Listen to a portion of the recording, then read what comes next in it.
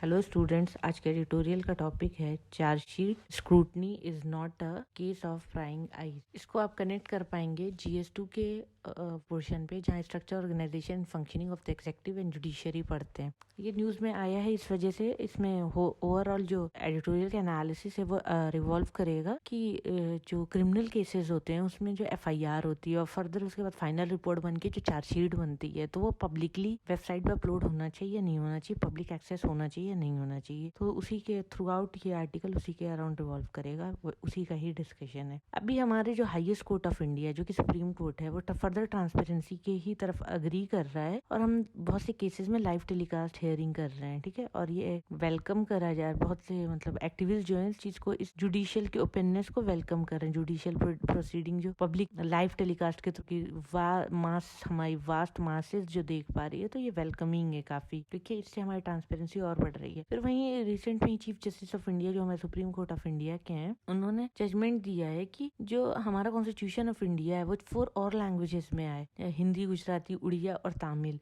क्योंकि English language है तो वो एक लीगल अवतार है जो कि मतलब 99.9% सिटीजन के इजीली अंडरस्टैंडेबल नहीं है। वो मतलब टिपिकल हो जाता है, टफ हो जाता है, लेमैन को नहीं मतलब समझना आसान नहीं होता है। तो ये फर्दर एक एक्सेसिबल होना, मतलब ऐसे हमारे कॉन्स्टिट्यूशन का ये फर्दर एक स्टेप है जो कि बहुत अच्छा है। अब ये इन सारी चीजों के बाद सुप्रीम कोर्ट जो अभी चार्जशीट पे इन्होंने जो अपना दिया है स्टेटमेंट की चार्जशीट जो है वो अपीयर होना चाहिए, नहीं होना चाहिए। तो हाई कोर्ट का जो चार्जशीट है, वो चार्जशीट होता क्या है, जो क्रिमिनल केसेस होते हैं उसमें अक्यूज के अगेंस्ट जो भी एलिगेशंस लगते हैं उस पर रिपोर्ट बनती है, फाइनल रिपोर्ट, तो वही है चार्जशीट। तो क्रिमिनल केसेस में जो चार्जशीट है वो पब्लिक डॉक्यूमेंट RTI की मीनिंग में आएगा, मतलब राइट टू इन्फॉर्मेशन 2005 के और इंडियन एविडेंस एक्ट के। तो ऐसा नहीं है, क्योंकि ये नहीं आता है। और चार्जशीट जो है वो क्रिमिनल केसेस में ही बनती है और अपलोड हो सकती है पब्लिक वेबसाइट पे। ऐसा डिमांड होती है कि पब्लिक वेबसाइट पे as soon as possible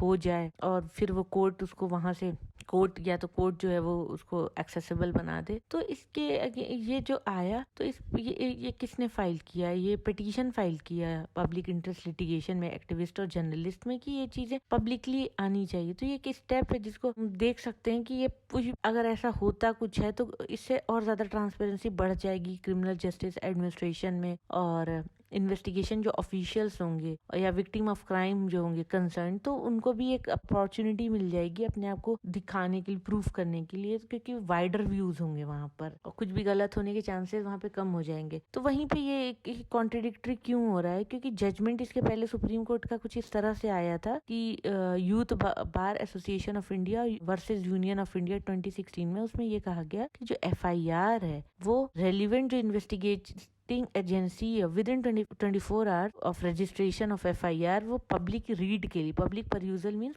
public read के लिए वो अवेलेबल हो जाए, जहाँ पे पब्लिक इजीली उसको रीड कर सके उस FIR को और अप्रोप्रिएट एक्शन ले, जो कोर्ट लेती है या पुलिस स्टेशन। तो इस व्यू को अगर अभी हम देखते हैं तो चार्जशीट जो है वो फाइनल रिपोर्ट जब बन जाती है CRPC में 1973 के, तब चार्जशीट बनती है और ये डिफरेंट है FIR से। इस वजह से हम इसको पब्लिकली शेयर नहीं कर सकते हैं। ये इम्पैक्ट करता है हमारे एक्यूज या विक्टिम को, एक्यूज और विक्टिम ही को बस हम शेयर करते हैं, क्योंकि हम ये अज्यूम कर रहे हैं कि चार्जशीट जो है वो कॉम्प्रिहेंसिव है डॉक्यूमेंट, जहाँ पे क्राइम इन क्वेश्चन है या उससे वाइटल इन्फॉर्मेशन जो है और लिस्ट ऑफ प्रोसिक्यूशन जो विटनेसेस होंगी, डॉक्यूमेंट जो सपोर्टिंग होंगे इन्वेस्टिगेशन ऑफिसर्स के, या क्या कंक्लूजन है, वो सारी चीजें मेंशन होगी। और इस तरीके से ये बहुत सेंसिटिव हो जाता है, तो हम इसको पब्लिकली इस तरह से पब्लिश नहीं करते हैं। तो अगर इस तरह का मटेरियल हम पब्लिक नॉलेज में लाते हैं, अगर ट्रायल, ये आता कब है नॉलेज में पब्लिकली, तो जब ये ट्रायलिस्ट, कोई भी केस जो क्रिमिनल केसेस जब होते हैं, जब वो ट्रायल स्टेज में आएंगे तब वो आता है। और टॉप कोर्ट जो है वो इस चीज को ध्यान में रखते हुए वो डिटेल जो डॉक्यूमेंट होते हैं बिफोर ए ट्रायल शो नहीं करते, क्योंकि ये डेट्रीमेंटल हो जाएगा एक्यूज या विक्टिम के लिए। और अगर इसकी पब्लिसिटी हो जाए तो ये फाइनल जो कि फाइनल रिपोर्ट है, वो CRPC में भी कहीं पे भी ऐसा लिखा नहीं है कि कोई भी ट्रायल से पहले इस तरीके की चीजें पब्लिक में लाई जाए। लेकिन टाइम बदल गया है। पहले कॉन्स्टिट्यूशन में क्या था कि कॉन्फिडेंशियलिटी का बहुत ज्यादा मतलब रोल था, कि हम हर चीज को, जुडिशियल एक्टिविटी को काफी कॉन्फिडेंशियल कॉन्फिडेंशियल रखते थे, और जुडिशरी या कोर्ट को हम क्या समझते थे, सैक्रोसेंट, जिस पे कोई क्वेश्चन नहीं कर सकता। लेकिन अब वहीं पे हम क्रिटिसिज्म कर सकते हैं, स्क्रूटनी हो सकती है। तो बहुत ऐसे डिसीजंस भी आए हैं जहाँ पे उनकी मतलब जो उन्होंने कंटेम्प्ट किया है या पनिशमेंट दिया है, तो कोर्ट के डिसीजंस को, जुडिशियल डिसीजन को क्वेश्चन किया गया है। तो अब फ्रिक्वेंटली ऐसा होता है कि क्रिटिसाइज कर लेती है मीडिया, पब्लिक जुडिशियल डिसीजन को, लेकिन पहले ये चीजें अनकन्वेंशनल थी, ये चीजें नहीं होती थी, ये एक्सेप्शंस होते थे। लेकिन अब पब्लिक की जो एक्सपेक्टेशंस है उसके अकॉर्डिंग अब उस पे एक क्रिटिक हो सकता है। तो